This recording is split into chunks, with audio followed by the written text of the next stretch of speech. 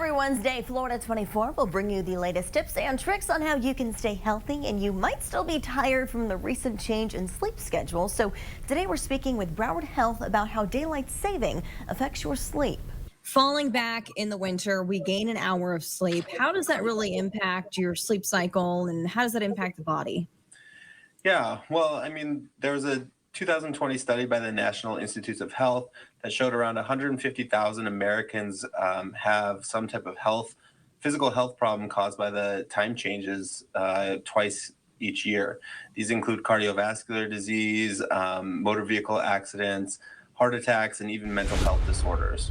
And why is that? I mean, it's really only an hour when you think about it, and the amount of sleep you get every night fluctuates sometimes by an hour or so. So why is there such a huge change there?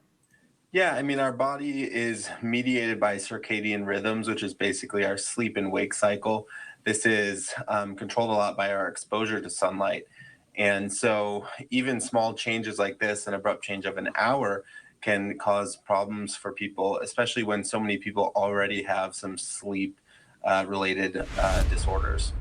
And what about some tips kind of to help people kind of get through this? Is there anything you can do that would alleviate some of those negative impacts? Yeah, I always recommend that people try and drink plenty of water. They can get some extra 20, 30 minutes of exposure to sunlight in the mornings. That can always help. Try to stick to a regular sleep schedule. Try not to drink too much caffeine and getting regular exercise. Those are always good.